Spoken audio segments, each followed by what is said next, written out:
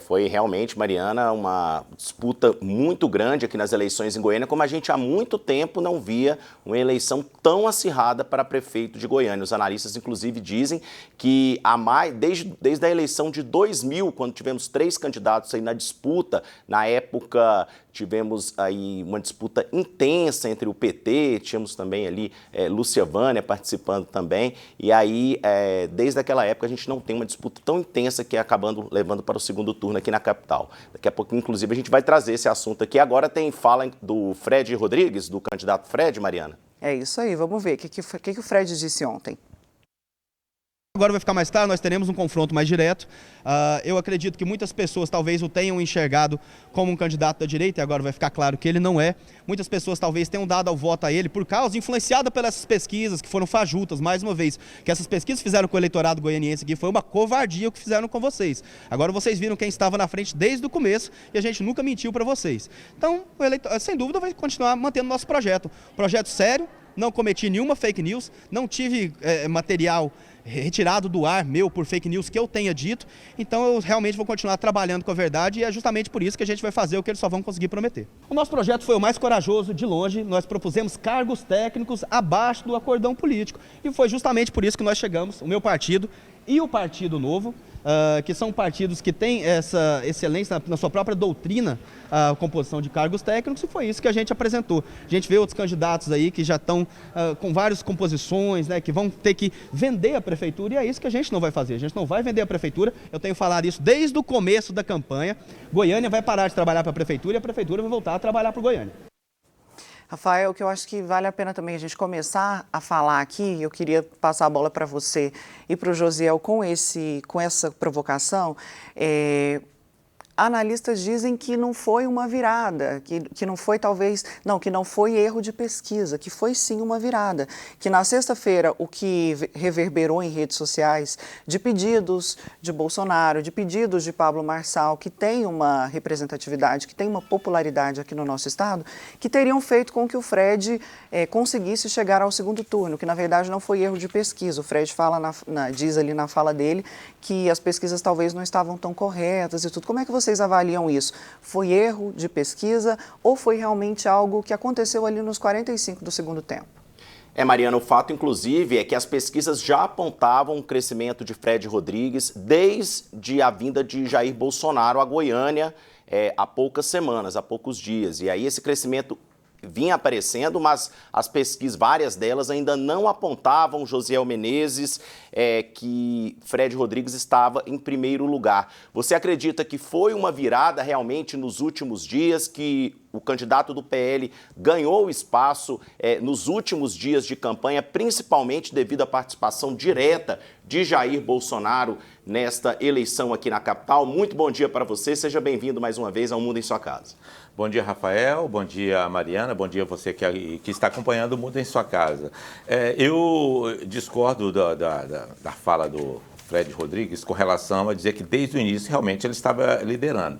Não estava. Não estava porque era um nome totalmente desconhecido. A intenção do PL era, na época, jogar o Rafael Gaia, que acabou tendo outro papel nas eleições, então desde o início ele não estava, mas nas últimas pesquisas, talvez tenha havido aí uma falha de metodologia das pesquisas que não conseguiram enxergar esse avanço grande aí do Fred Rodrigues, né? Teve um avanço muito grande, igual você disse, a partir daí da chegada do ex-presidente Jair Bolsonaro aqui em Goiânia. Ele teve em Goiânia, ele teve em Anápolis, aconteceu a mesma coisa também em Aparecida de Goiânia, o que reforçou muito a campanha. E outra coisa que foi muito trabalhado aí pelo Fred Rodrigues foi a questão das redes sociais. Quem acompanha as redes sociais, apesar do X estar fora da questão das eleições esse ano, por manobras aí de retirada do X do ar, mas as redes sociais estavam trazendo um outro perfil. Eu não sei,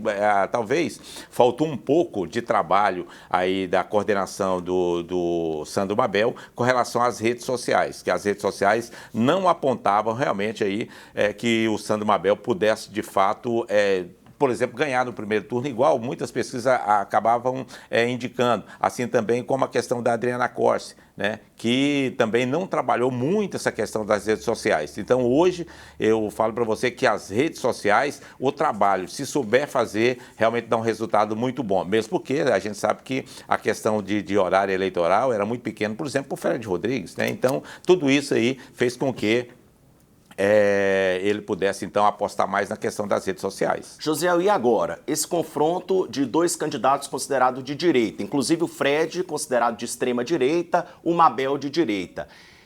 Quem é o favorito para essas eleições? E o quão importante vai ser o voto de eleitores de Adriana Corsi nesse segundo turno para decidir essas eleições? Eu até discordo da questão de que alguns analistas falam que o Fred é de extrema direita. Não, ele é de direita, ele é um conservador de direita. O Sandro Mabel é um centro-direita, né? É um centro-direita e com o apoio do governador Ronaldo Caiado, que é de direita. Então, vai ser uma disputa muito interessante, porque eu acredito que o eleitor goianiense vai ficar muito à vontade nessa questão, que a partir de agora o eleitor não vai apostar na esquerda ou na direita, o eleitor vai apostar na questão de projetos de governo para Goiânia. Eu creio que até os debates que vão ser realizados aqui na TV Brasil Central vão buscar esse entendimento, ou seja, o que você, candidato que foi para o segundo turno, vai trazer para Goiânia. Esse tem que ser o foco, viu, Rafael? Pois é, e o voto do eleitor da Adriana Corsi, e dos outros também, né, do Matheus Ribeiro, do Vanderlan Cardoso, o quanto esse voto vai ser importante, e você acredita que a tendência é que esse voto vá para qual dos dois candidatos? Eu creio que esses candidatos, todos eles vão liberar os seus eleitores, não vão apontar aí preferência com relação a um candidato A, B ou C, porque me parece que já até falaram sobre isso aí, que não vão realmente subir em palanque de nenhum e vão deixar o eleitor à vontade. Eu vejo que pode haver uma divisão, né? Pode haver uma divisão com relação aos eleitores. Tipo, eleitores do Rogério Cruz, com certeza, pode ir sim aí para a questão do Sandro Mabel, eleitores da Adriana Corsi. Esses eleitores da Adriana Corsi são incógnitas, dificilmente eles vão apoiar, por exemplo, o Fred Rodrigues, mas eles também não têm muita simpatia pro Sandro Mabel. Ficou muito complicado em Goiânia porque não tem ninguém, pelo menos centro-esquerda, né, que vai disputar o segundo turno. O que se comenta, inclusive, Josiel, é o medo da questão da abstenção. A gente teve uma abstenção alta nesse primeiro turno, aqui em Goiânia, mais de 20%, e podemos ter abstenção no segundo turno, já que haverá, inclusive, um feriado ali no final do mês, e isso pode favorecer algum dos candidatos, na sua opinião? Não, com certeza vai favorecer aquele candidato que tiver mais arrojo, que tiver uma militância mais arrojada aí para buscar esses votos. Porque a partir do momento que você vota num turno, no outro turno fica quase que facultativo você fazer esse voto. E aproveitando o feriado, com a questão do candidato A, B ou C não foi para a disputa do segundo turno, com certeza essas pessoas não vão ficar ali querendo muito essa questão aí de ver quem que vai ganhar. Ali eu acho que, por exemplo, cerca de 40% ali que ainda vai fazer uma definição com relação a isso aí, ainda vai buscar o melhor caminho, mas outros vão realmente ficar avesso ao segundo turno, viu, Rafael? Registrar algumas participações aqui no canal da TV Brasil Central no YouTube, nossos internautas já ligados conosco. O internauta aqui identificado como Caverna está falando aqui que as pesquisas foram mentirosas e vergonhosas. Está falando que agora em Goiânia será Bolsonaro versus Caiado. Participação também da Lucimar Souza. Ela está lembrando que aqui no município de Morrinhos, o PL ganhou com a votação do deputado estadual Maiclin Carreiro, que foi eleito, uma eleição inclusive muito apertada lá em Morrinhos, na região sul do estado. A gente teve a vitória, então, do Maiclin Carreiro. E tem também a participação aqui do Zé Pereira. O Zé Pereira está falando aqui que vai perder até o caminho de casa. Não sei se ele qual candidato que ele está se referindo aqui, mas ele participa conosco também. Temos o Wilson Pereira dizendo a respeito falando aqui, o inelegível não se deu bem no Rio de Janeiro, citando aqui o presidente Bolsonaro, que é a terra dele. Vai se arrumar em Goiânia? O Wilson Pereira está questionando aqui, já que o Ramagem, o candidato do Bolsonaro que inclusive participou bastante da eleição lá no Rio de Janeiro, acabou perdendo no primeiro turno. O atual prefeito Paes, ele acabou ganhando e levando a eleição lá na capital carioca. Tá, Rafael, só respondendo aí o Caverna falou que as pesquisas às vezes são são fraudes, né? Mas na verdade eu vejo que as pesquisas às vezes elas erram em metodologia, porque não tem como você chegar no eleitor e falar assim, ó, você conhece o candidato tal? Qual o candidato que você conhece para a prefeitura de Goiânia? Tudo isso induz o eleitor, naquele momento que ele está no dia a dia correndo para o trabalho e tudo mais, de não fazer aquela resposta correta. Tem também a questão dos currais eleitorais, onde as pesquisas às vezes podem direcionar A, B ou C, às vezes até sem saber que ali realmente tem uma tendência maior. Então a metodologia, né, das pesquisas eu continuo sempre combatendo. Metodologia muitas vezes erram e indica de maneira errada as preferências do eleitor. A Ângela está falando que está ligada conosco direto da Suíça. A Mariana citou aqui no início do programa que temos audiência no mundo inteiro. A Ângela Aparecida ligada conosco direto da Suíça, e o Wilson está dizendo aqui que votou na Adriana Accorsi no primeiro turno e agora vai pensar em quem votar no segundo turno das eleições. Quem está aqui conosco também para debater os assuntos do dia, nessa segunda-feira de assuntos quentes de eleições, de primeiro turno das eleições, é o professor e historiador Jefferson Azevedo. Muito bom dia, professor. Seja bem-vindo ao Mundo em Sua Casa. Bom dia, Rafael. Bom dia a todos os ouvintes, bom dia a todo o pessoal de casa. E, de fato, as eleições de ontem surpreenderam, né? Sobre as pesquisas, eu acho que uma coisa muito importante se dizer, Rafael, assim, as pesquisas indicaram, inclusive, o crescimento do Fred, né? E o empate técnico, praticamente, o que estava acontecendo em São Paulo, entre Marçal, Nunes e Boulos, né? Com indicação de Nunes na frente, já tinha pesquisas mostrando isso.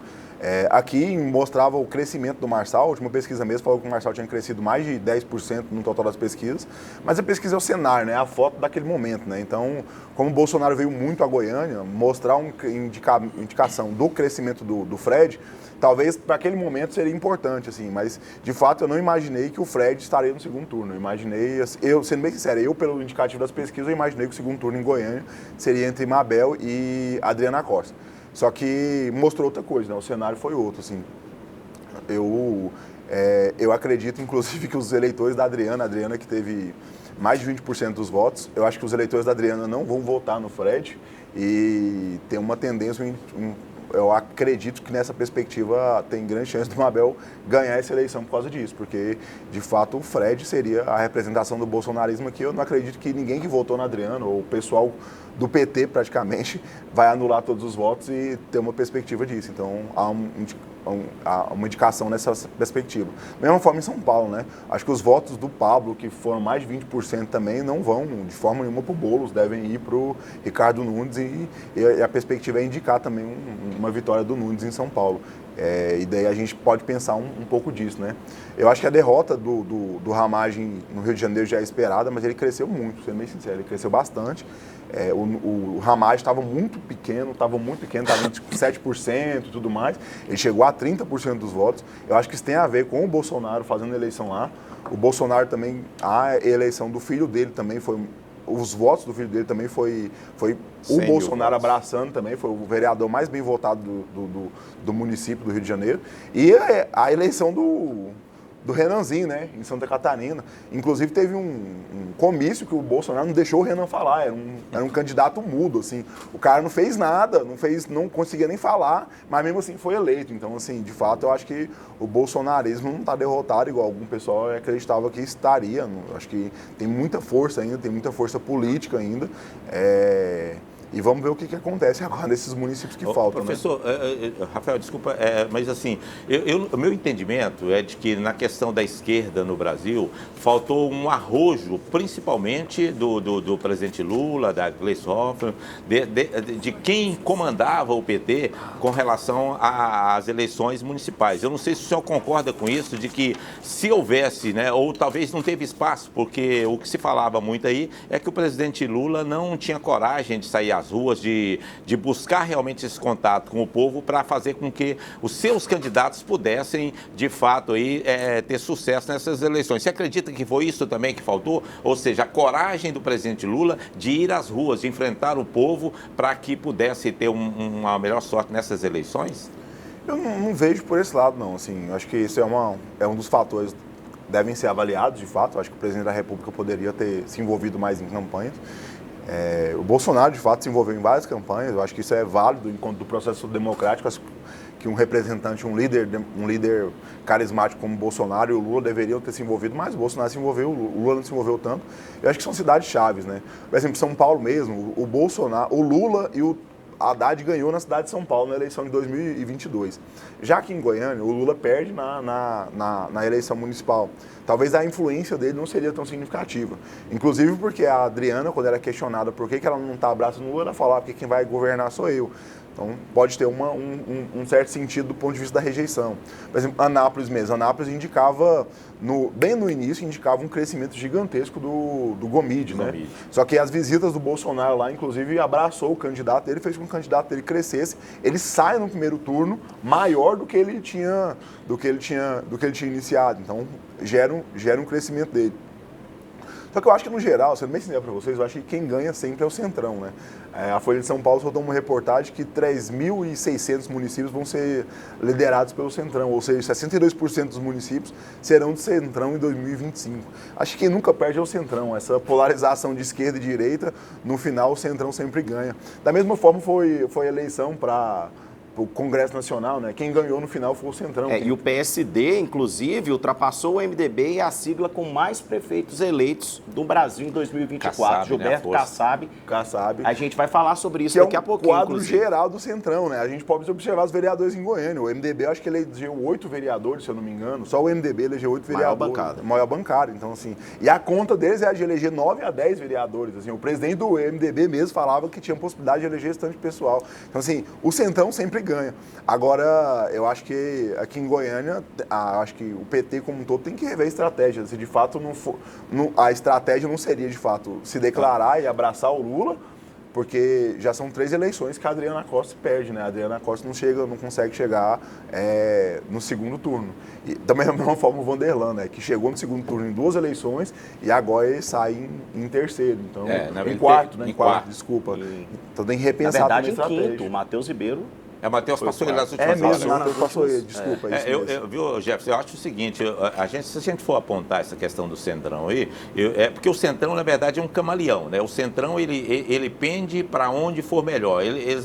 O Centrão analisa cada cidade, como que está a questão ali dos candidatos e pende para aquele lado, para a direita, para a esquerda, para o centro. Quer dizer, o Centrão é o Centrão, quer dizer, aquele camaleão realmente com relação à política no Brasil. E o Gilberto Kassab sabe muito bem fazer isso. Ou seja, conseguiu, por exemplo, fazer com que muitos candidatos, né, onde o PSD tinham disputas diretas, realmente conseguisse eleição. Então, isso que fica marcado aí com relação ao Centrão. Com relação à Goiânia, o vexame, para mim, fica com relação ao Rogério Cruz. Porque você, no mandato, realmente você não dá conta de ficar com uma boa votação, passa a ser realmente uma vergonha muito grande. Tem que ter tido ali uma péssima mesmo administração, uma administração que não foi uma administração voltada para a questão do entendimento do povo. E o outro foi o Vanderlan, né? O Vanderlan perdeu aqui, perdeu também em Senador Caneda, onde ele lançou a mulher dele. Então, quer dizer, ficou muito ruim, né, para um senador que não deu conta de captar os votos, ou seja, ele enfraquece, inclusive, a questão dele no Senado. Inclusive, Josiel, a Mariana vai vir agora com a matéria sobre os candidatos a prefeito da capital que perderam nestas eleições. Mariana?